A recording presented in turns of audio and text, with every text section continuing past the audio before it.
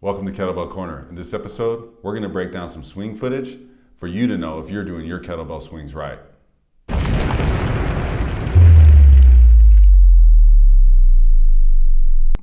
So we picked up some videos from the internet from some experts, and we're going to go ahead and take a look at those and break them down.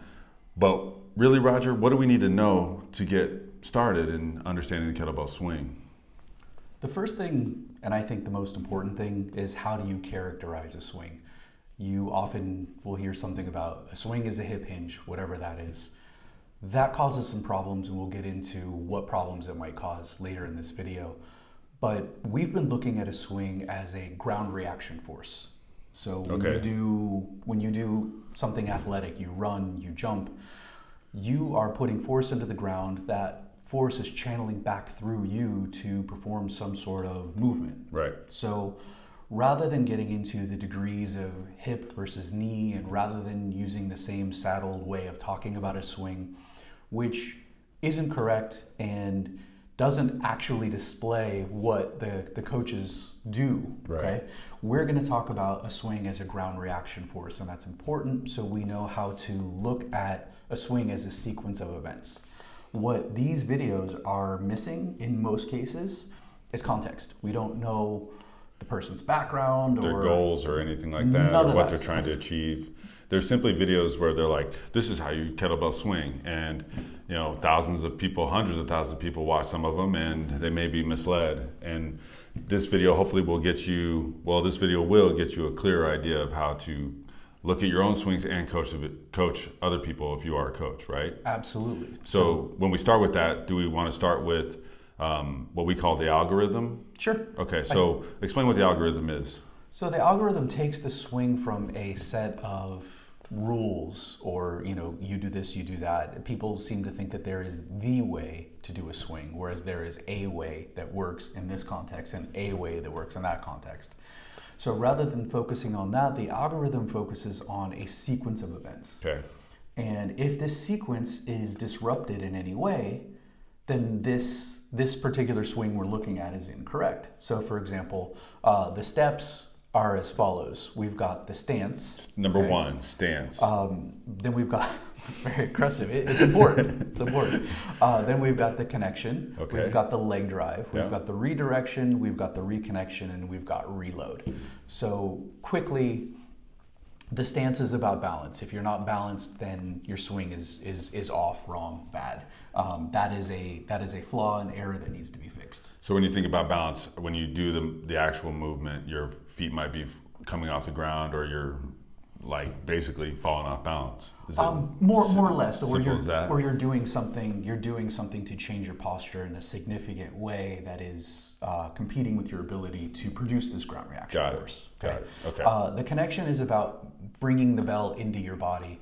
The better the connection, the better the force transfer. So whatever your goal is, that connection is going to be vital. And if it's missing, if we're talking about a conventional swing, and we can even restrict this right now to two-arm swings, because those are going to be most of the videos. Yeah. You've got the some people will call them a suitcase swing or a skier swing.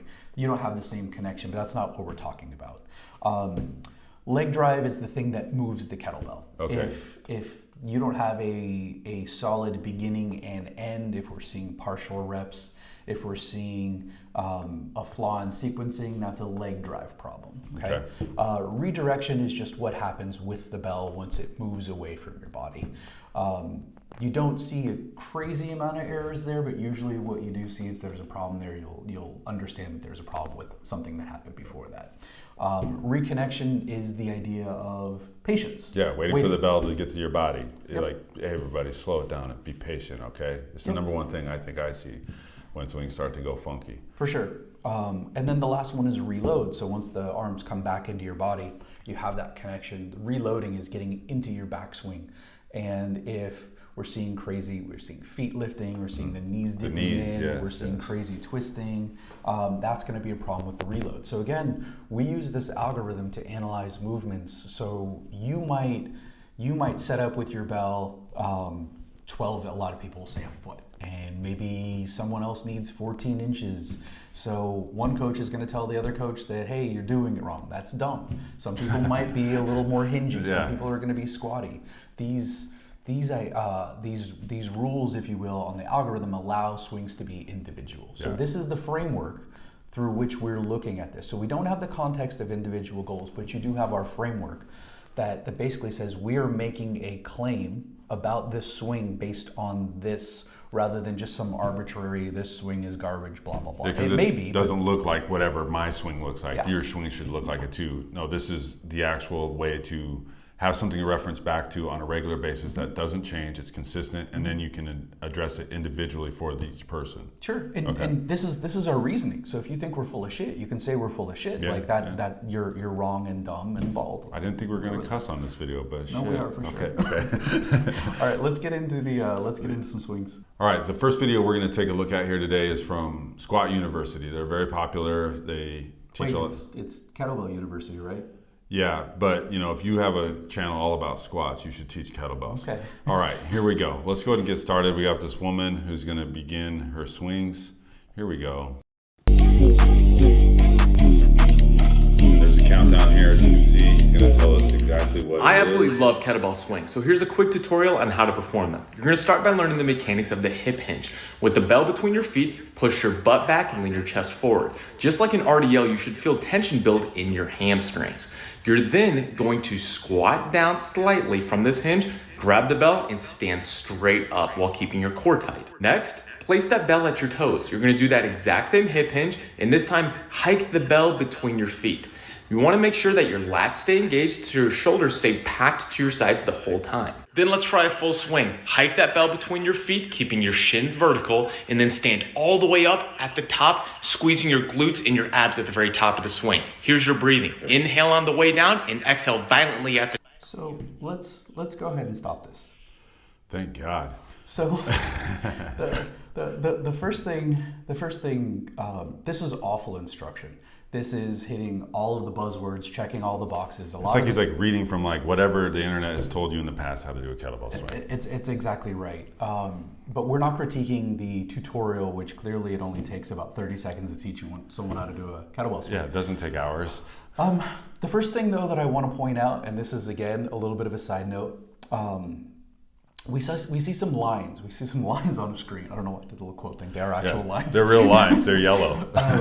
But he's drawing lines on the screen. And what I want to draw your attention to is the first one that says your shin should be vertical. They can't be vertical. I knew you would say that. You will fall, but okay. But first, when you look and pause the video, the shin is not vertical. Right. The line is here.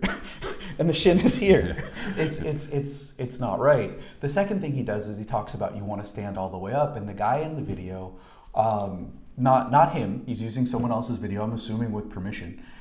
Maybe not. Well, let's just not assume. He's not standing all the way up. Okay, so for us, I should say for me, the big things that I'm seeing with the swing, and again, this is not to critique this person's ability to teach a swing. He doesn't have the ability to teach a swing and should never have made this video. The point is to actually critique this swing. And the two things that I'm seeing that are the biggest glaring error, one, he never makes it all the way upright. He doesn't stand up tall. And two, his shoulders are moving before his hips. Yeah.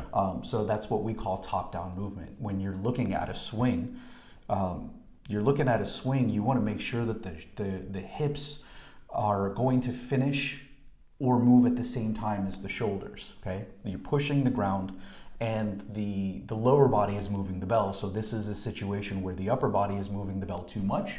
For us, this is an error. This violates the algorithm. Yeah. And which part of the algorithm does it violate? I would say leg drive primarily. Yeah. Okay. There might be some other things in there. You can argue stance, but the leg drive is incorrect here. Yeah, and if you look at this video, you slow it down, you'll see like there is some stance issues. He does have some balance issues, whether it's because he's using this gigantic 40-kilo kettlebell or whatever this is the video this guy chose to demonstrate with. And it should be noted, like, look, is this guy going to be a good coach for something else? Maybe. But when you get your kettlebell information, do you want, well, let's just say this. Let's use this analogy. If you're going to go for surgery to remove a tumor, are you going to your general physician or are you going to an oncologist surgeon or something like that? Refrigerator repairman. Yeah, that's exactly it. So if you're watching this, you came across this, We do kettlebells, and this is why we're getting into this like that, okay? We're not trying to say that these people don't know what they're talking about, but in case of kettlebells, almost all these people don't know what they're talking about mostly. We're not going to address this anymore. If we hurt people's feelings, we do. Let's get into more swings. So, well, I do want to ask you. So, if you're correcting this swing, what's the first thing you're going after? Well, let's start with, can you drive your legs? But if you use the algorithm, let's go back to stance, right? So if you lose your balance, okay, now let's start with stance, and then you work back up the line. It's pretty simple. It is, because the fact that his stance was narrow, you know, if you look at the way the guy's built, he's muscular, but he seems kind of straight up and down. He seems kind of narrow, and that does look like it's probably a 40-kilo bell. So it's not a light bell. So if I'm coaching this guy, first of all, I'm not giving him a 40 kilo because I don't like what I see. But the second thing is I'm going to play with the stance, and I'm gonna see if maybe getting him a little wider is helpful. I'm gonna see if maybe getting the feet farther apart might be useful, because if he's got a broader base, it may improve his balance, and he may then have the leg drive. It may then have the leg drive to get the bell up to the top. So you start with stance. Perhaps the stance problem fixes the other two issues. Whereas if you start in the middle and you say, oh, well, you know, you're not finishing. Connect your arms to your body more. Well, first of all, actually, in order, it would be you would need to get the connection. Then you need to make sure that the movement is coming from the legs, and then you need to make sure that you're finishing. Yeah. Perhaps you fix the stance problem and everything else goes away. Again, this is why we do the algorithm, why we have it in order. Because if you fix one problem, you might fix three. Whereas if you fix all these other things, but you don't fix stance, and stance is the actual problem, then you've wasted your time. Yeah, so coaches, this keeps you from guessing. This keeps you from like, oh, I'm gonna cue this, and this, and hopefully it works. No, it gives you a basis to where you can go like, let's start with your stance. And then you can say, okay, that's checked out. Now what's next? What's next is another swing video. All right. So now we've got a swing from Move You, and the big clue that we're dealing with an expert is the skeleton. The skeleton in the background's a dead giveaway, but this gentleman has his shoulders highlighted, because that's the most important muscle involved in kettlebell swings. Yeah, I think when I want big shoulders, I'm going to get my kettlebell swing on. Let's go. All right, here we go. The two most important parts of a kettlebell swing are, number one, your setup position, and number two, your top position. Your setup position determines so almost, right? Like the setup is the stance, right? Is that like, does that fall into that category? You know, all right. And right now, you look terrible. You rounded, you look like you're sitting at a desk, but now you gotta wait and you think you're gonna fix your shit, you're not. So instead, start over with a swing. Start up top, just like this. Pull those blades into position, scoop them under, pull the chin back, pull the core down, get yourself erect vertical like a Homo sapien from there. Next, the first swing right up through here. Some of you guys like doing shoulder height swing. From there, pause it at the top briefly and reset your shoulder blade. Boom, reset it, boom. If you notice you're resetting it and the movement. All right. Well, where do we start? Well, I think I need to be a little more enthusiastic, because clearly. Where do we start? Against views. Well, okay. So again, this is critiquing the actual swing. Again, this tutorial is absolute nonsense. Almost everything he says is incorrect. But we're actually looking at the movement. Now, he's focused specifically on this idea of the shoulders disconnecting. What he doesn't understand is if you are generating force properly, you're not going to have that problem. Okay? It's just, you're not going to. The shoulders are not going to come away from the body unless you're leading the movement with your upper body. Because the bell essentially is weightless when you're at the top. It will be at that point, and if your shoulders do come away, it's really not a big deal. You can let them come forward and then bring them back. It's not a problem, but it's not going to alter your spinal position. Because your spinal position is set once the leg drive is done. Yeah. Okay. The leg drive has a defined distance. Okay. It's going to be the deepest you're going to get in the backswing, and it's going to end when you're in the standing or the vertical plank. Yeah. So when you're in the vertical plank, your arms are straight okay, they're attached to your body, that's when all the force is really being generated. It's going to move up to the top of the swing. Once it gets to here, it's going to be weightless, which is why you can let the bell go. Oh, nice.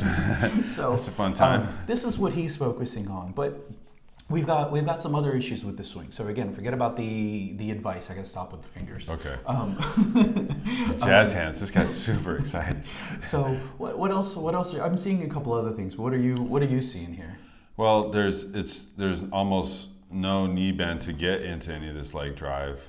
Also, there's an Ironman kettlebell, as you see, which is sort of like, whatever. So. Okay, so you're not seeing knee bend. Okay, so there's a little bit. There's a slight knee bend. I'm not saying that there's not any knee bend. It's required in order for him to move his hips forward. So what I would argue, you see the knees bending there, which is interesting. Yeah. Okay, so maybe not enough for my liking to generate the leg drive that I think is sufficient for this movement to not be focused on an upper body sort of skill. Probably for his frame, but one of the things that I would argue is if I'm still seeing everything happening in the right order, then and I'm not seeing the knee bend, you do you. You do your swing. If it works for your context, again, we don't have context here. Yeah. But what we do, like where the video is paused now, we do see the arms. We see the arms in a position where they're away from the body, but the knees are bent. Based on this gap, that means they're away from the body. Yes. You should. Based on this bend in the knee.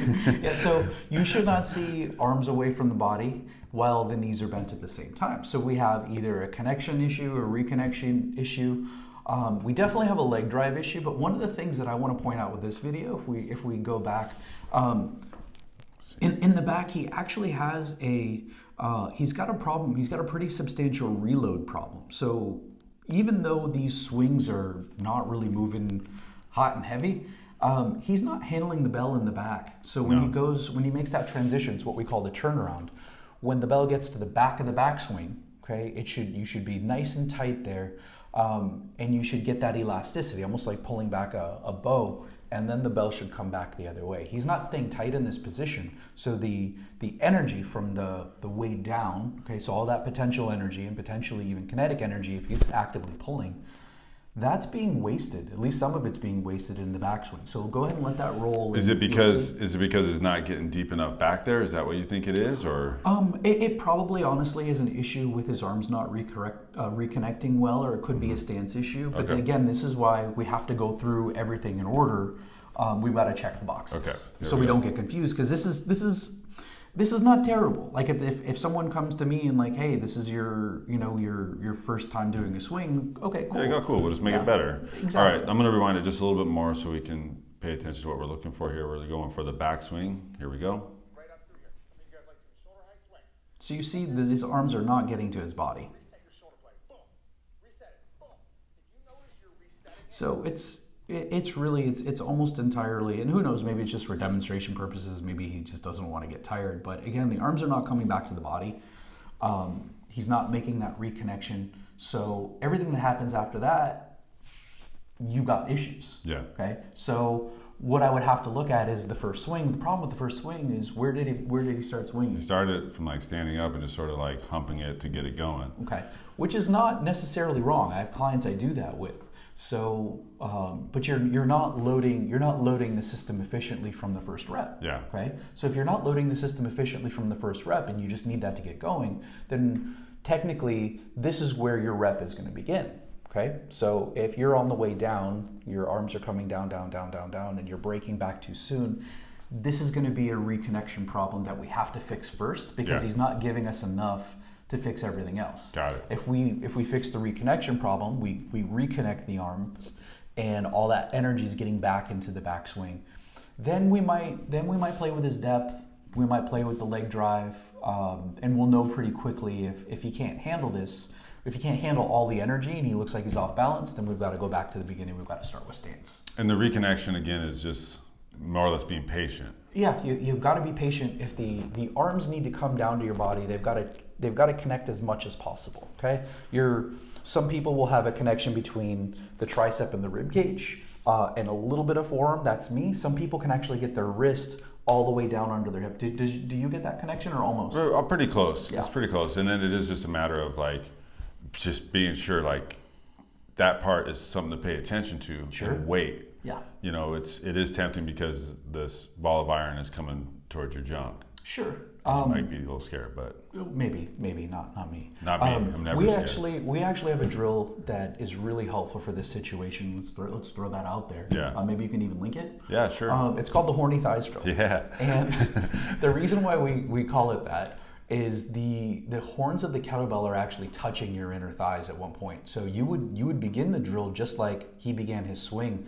but you're not breaking back into the swing until you actually feel the horns touching your thighs. Mm-hmm. What that's going to do is it does two things for people that are really important. One, it gets you so you're not afraid of the bell. Okay, the bell is not going to hit you. The horns can graze your thighs, but you're not going to hit yourself in the genitals with the kettlebell. Unless you like try to swing towards your stomach. Yeah, that's on you. Yeah, that's on you. There's a whole lot of things going wrong there. But the second thing it's going to do is when you wait to feel the horns on the thighs, your arms are connected to your body. So again, this is a simple thing. We can critique the instruction of this video all day. We wouldn't waste time doing it, but we could. Yeah. But what we're really looking at is the swing, and when we look at the swing, we look at these things in order. With this video shows us it's not always easy to see where things start. Mm-hmm. So you've got to do a little critical thinking. But again, you only have so many places it could start, which makes it a little easier. What do we got next? All right, this next video we're going to take a look from Phil Daru. That's all I know about him. All right, here we go.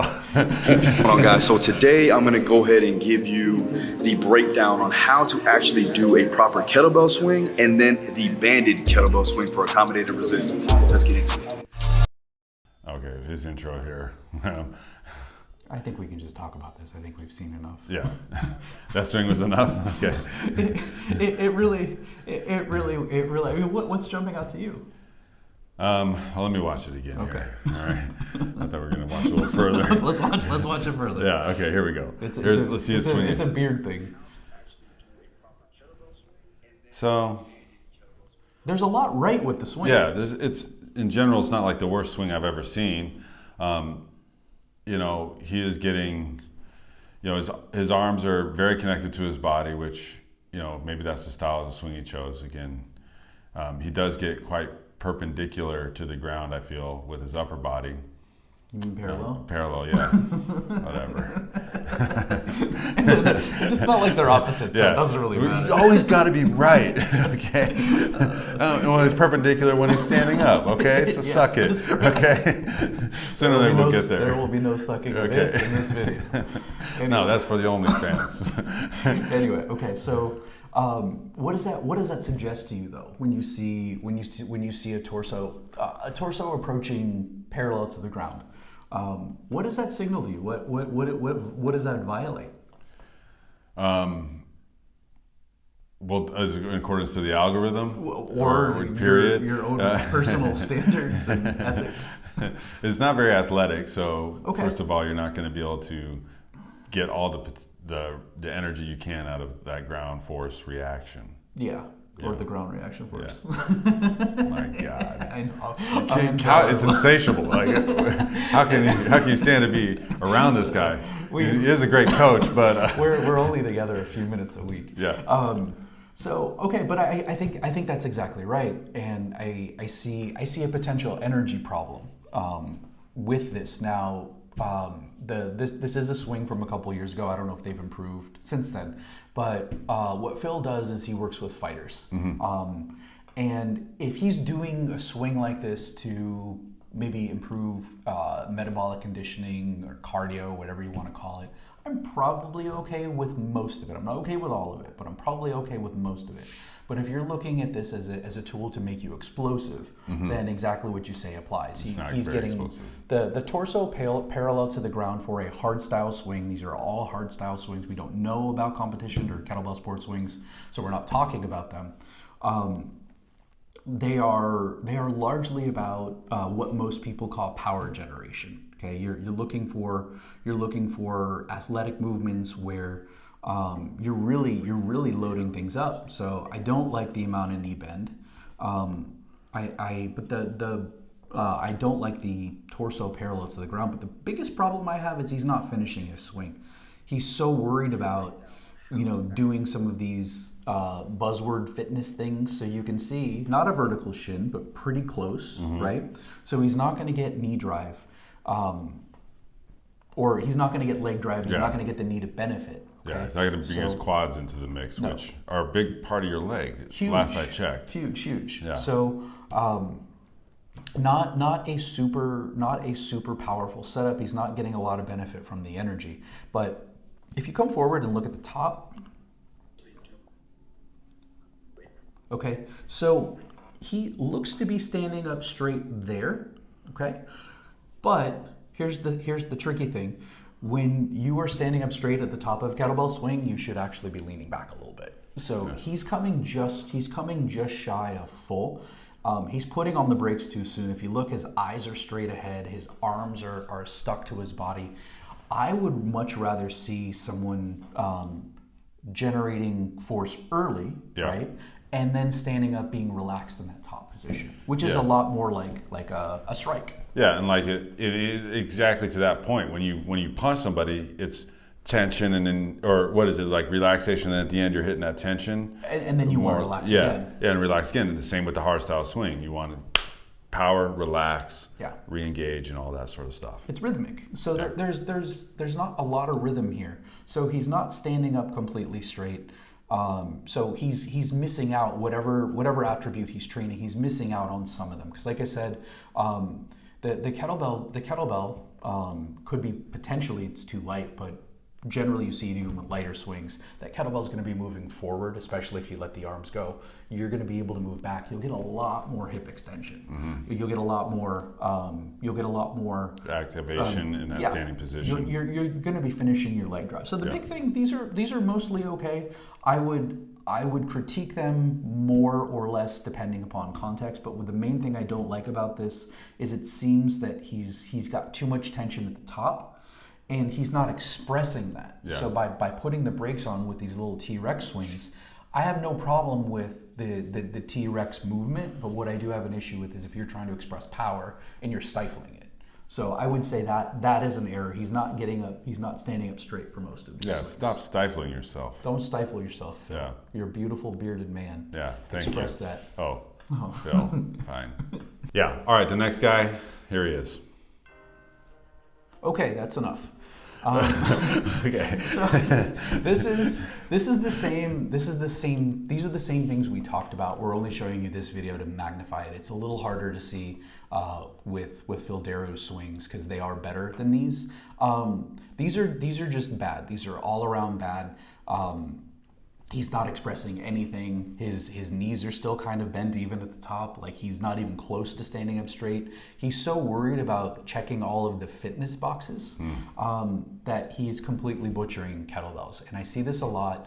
My understanding is that he's a pretty accomplished strength and conditioning coach, and I think at a collegiate level. But a lot of people think that your barbell knowledge transfers to kettlebells, and a lot of kettlebell people think that your kettlebell knowledge transfers to barbells. But that's incorrect, right? It is incorrect. We're dealing with different types of muscle behavior. So these are really stiff. They're incomplete. I just wanted you to see this, to see the other mistakes magnified. Yeah. And again, Phil Darrow's swings, they were a little iffy. These are bad. Okay. Yeah. This we've got a lot of work to do. That's really all I have to say about that. That's all you need. All right, on to the next one. All right, we're going to take a look at Hannah. Let's see what she does. So I think starting position is going to determine where you go from next. Okay. So I like to start. This is a rule of thumb, by the way, so we don't have to be so literal with it. Isn't a rule of thumb literal? Okay, anyways, that's just a rub. Snarky. But with the kettlebell right between your big toe joints. And now from here, I'm going to take my right foot, get a 90-degree angle out. And now I'm going to bring my heel backwards, and I'll do the same thing with this leg. So out and back. Now, generally, this is kind of like a triangle, right? So if the kettlebell was the tip of the triangle, my feet are the base, I always want the kettlebell to be in front of me. So step number one is understanding the hinging of the hips rather than the squatting. So I always like to say... So... Oh boy. I don't want to get into the instruction because I don't like the instruction. Okay. And that's not what this is about anyways. One thing though that I want the viewer to notice is they both started with the same setup and then they immediately changed it. Yeah. They said, this is how you set up for your kettlebell swing. And they did the thing and then they readjusted their feet because they knew they weren't quite comfortable. Because that setup didn't work for either of them. That's okay that it didn't work for either of them, but that's kind of something to notice with a lot of these rules of thumb. But let's get in. I don't like this tutorial. I don't. Oh boy. It's not. It doesn't work for me. But let's actually get into the swing. All right. Let me see if I can find this swing a little bit. Let's get past this choppy, all this talk. All right. Okay. Let's see some swings. And we're going after her swings, not his. Okay. Literally hump the air, for lack of a better term, extend the hips and generate power from my posterior chain. You ready? Yep. Here we go. So we're gonna hike it up and through. So we receive it, we drive it. We receive, we drive. So hinging at the hips, sending the hips back and forth rather than back and down. Always keeping the shoulders depressed, allowing the hips to receive and drive. Do you have any tips? Okay, so what do you got? Well, I never want my shoulders to feel bad about themselves and depressed. Why all this emphasis on the shoulders in these kettlebell swing videos? Anyways, well, let's watch it one more time. I should know that question's coming. All right, here we go. And through. So we receive it, we drive it. We receive, we drive. So hinging at the hips, sending the hips back and forth rather than back and down.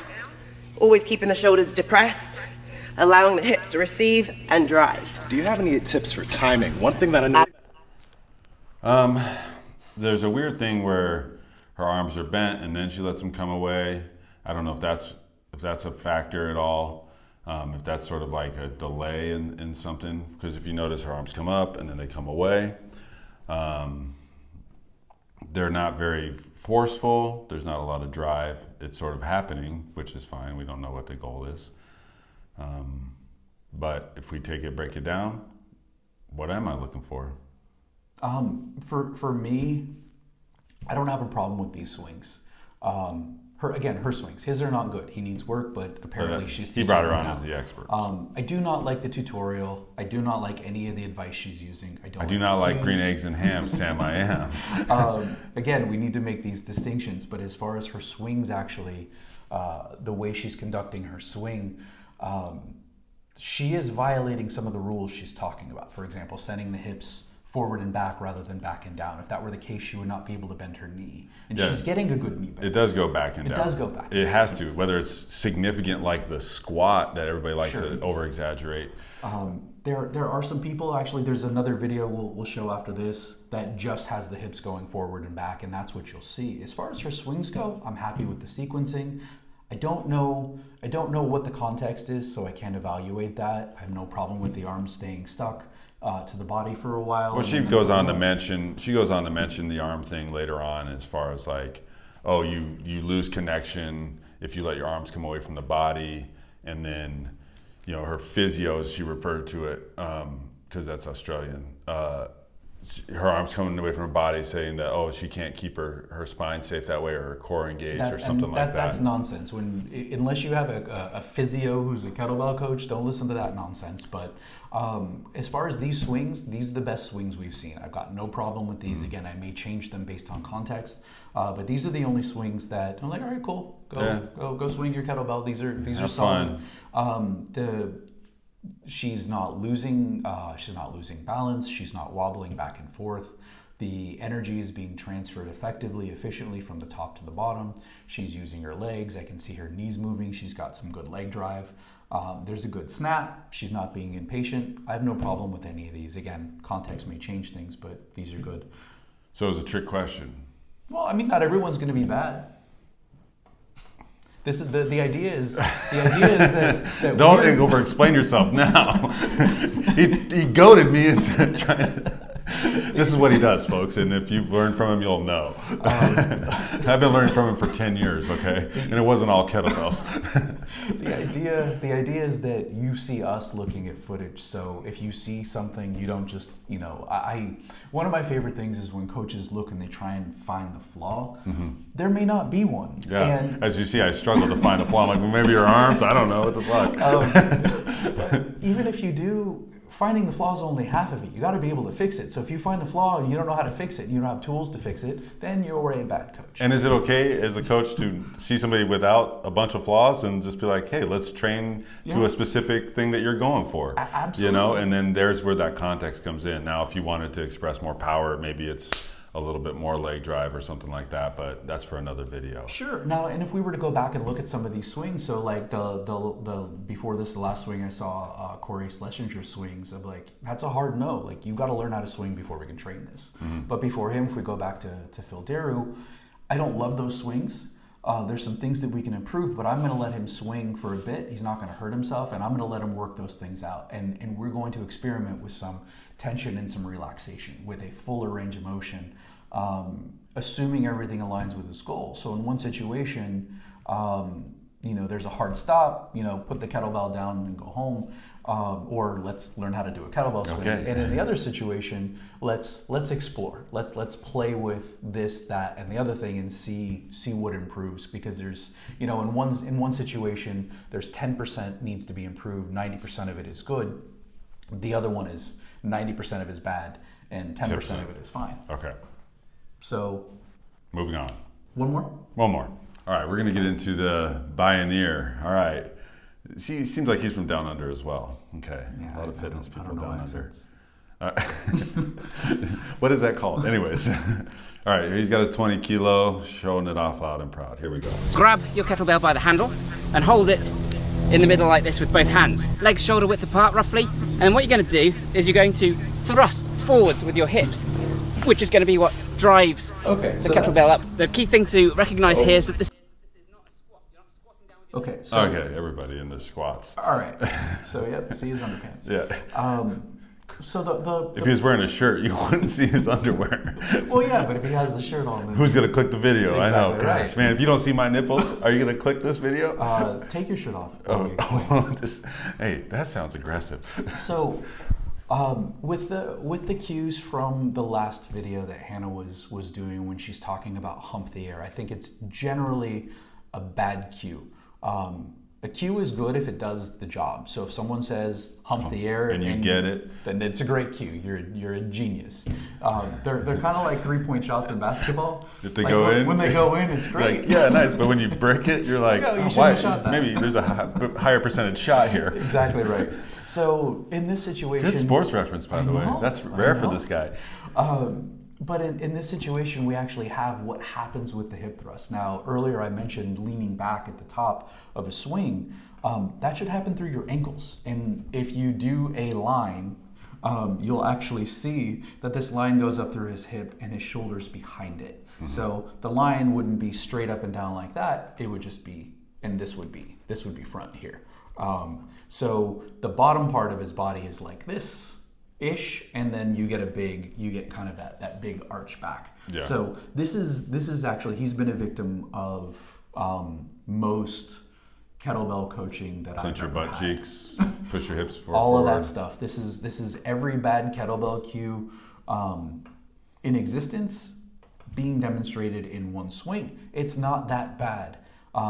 Not a lot of power. It's very slow. He's not getting much energy from the ground. He's getting the hips back. But the biggest issue I have is that the hips are thrusting forward, and he's finishing so far behind. And look, the knees are already bent. Yeah, he's already hinged into his hips. His arms aren't connected to his body. I mean, so this is the problem with this thrust your hips forward. So. I probably wouldn't mess with the stance too much in this situation. The main thing I would do is let's bend his knees. Well, I guess I would mess with stance if I'm bending his knees a bit. So I'm bending his knees a little bit more. I'm teaching him the ground. Maybe we're going to go through some jumping so he can understand where the ground is and how to use it. Yeah, it's a great drill. We'll connect a link to that drill as well. The arms down jump is one that really illustrates the ground Force reaction? Reaction force. God damn it. Ground reaction force. I'm a professional, I swear. Ground reaction force while maintaining that arm to body connection. And then ultimately get you into that reload as well. Sure. So it's really a solid drill. Between that and the horny thighs, I've taught many people how to swing in a relatively short period of time. So I would start there, see, get them producing force differently, have them go back into the swing and see what happens. Often if you adjust the stance and the leg drive, people will understand where they need to finish. If you give them the directive to push the hips forward, then the idea, and I've been guilty of this too. I'll use the bow and arrow analogy, and a lot of people think it's very apt because it's, because your hips are moving forward and back. It's more like a catapult, right? Or a trebuchet. Some people online are like, well, it's more like, okay, it is. It's fine. Trebuchet. I'll be your trebuchet. Is this the Hunger Games? But the point is when you look at the mechanics of it, a lot of people are thinking forward and back. It's not forward and back, and this is what the problem is. So when you realize that all force in the kettlebell swing needs to start with the ground. You need to put force into the ground. Often what that will do is fix all the other issues. And then once we get him upright, then maybe it's just really a matter. I can see in the video here his knees want to bend just a little bit to soften that. He's kind of unlocking them. I'm okay with a tiny bit of unlock as long as that bend doesn't increase before the arms are reconnected. But you are losing out on some tension, but for some people, it makes them feel a little safer, and I'm fine with that. But then from that point, I'm going to wait until his arms reconnect to his body and see if he can do that. And that's probably all this guy needs. He really could have some solid swings. But, Jeremiah was joking earlier about his 20-kilo kettlebell, but this is kind of a dead giveaway. He looks like a big, strong guy. I mean, for all I know, he's 2 feet tall. And if that's the case, then 20-kilo kettlebell is probably substantial. But when you see someone built like that using a 20-kilo bell for 2 hands and not moving it quickly, then it's usually a giveaway that something's not quite right here. Well, maybe he didn't want to carry a heavier bell out to the pasture where he's filming this video. Maybe, but he would still be swinging it differently, and it would be a lot easier. Yeah, I got it. So it's like, okay, we can do videos, we'll do videos with light bells as well, because it is, once you're demoing things for a while, you can get kind of tired. But that's bullshit, though, because we normally do use the right size bell for what we're trying to do. But you'll still see it'll be snappy. Yeah, right? The objective would be different if the bell's higher, anyways. Sure. Yeah, and I think I want to just say one more thing on that hips moving forward and back and the force from the ground. I think when you start to talk about the hips moving forward and back, you start to think about that as opposed to can you push that ground away to really demonstrate the force and needed to move the bell appropriately. And so when you're using that cue, you're misleading sometimes with where your movement should happen. And so if you're hearing that cue or you're giving that cue, that you might want to say let's push that ground away fast. And pushing the ground away fast may not work either. Yeah, it may not. Maybe that gets someone to do too much of a squat. The pushing the ground away is a description of how the swing actually works. You need force to go into the ground for a swing to happen. Whether you accentuate the quads, the hips, or whatever, that's going to be up to you as a coach or as a practitioner. But something to understand is when you get into the proper position and you do push the ground away, the hips come back on their own. Got it. Okay. An analogy I use is don't say nothing about a car door. No. It's like in the cartoons when you step on a rake and it smashes you in the face. Okay, so you're stepping down, and the force is obviously vertical. Yeah. You're stepping down, but because of the shape of the rake and you've got the little teeth and it's on a curve, it's going to make an arc. Yeah. Okay. That's what your torso is going to do. So pushing down makes that arc happen. I like that. In the same way, driving down makes the arc of your torso happen, and it also makes the hips come forward. It's just going to happen. You don't need to cue the hips as though it's like the mental seat of your body, and you need to speak directly to the hips. Like, just do what you need to do, and the rest of your body is going to do. That's some real heady shit right there. All right, anything else? No, I think... we can go all day on these things, and if you like it. Hopefully it's helpful. Again, the goal is not to make fun of people. That was just a bonus. The goal is for you to see footage and see what we see, but this is the same stuff that we've been saying on this channel, on Instagram, wherever you may have seen us or you haven't seen us. We've been saying these things. This is just an opportunity to see things through our eyes. We look at this footage, these are the things we see. And we've only said about 4 or 5 things. Coaching is not that complicated.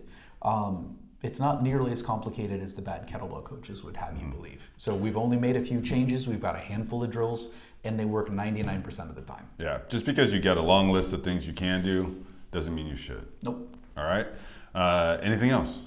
Nope. Cool. Well, like they say, like and subscribe, and comment below if you have any questions about the videos. We'll link all these videos that we used here, so if you want to watch the full tutorial and gain more bad insight, or not, it just depends.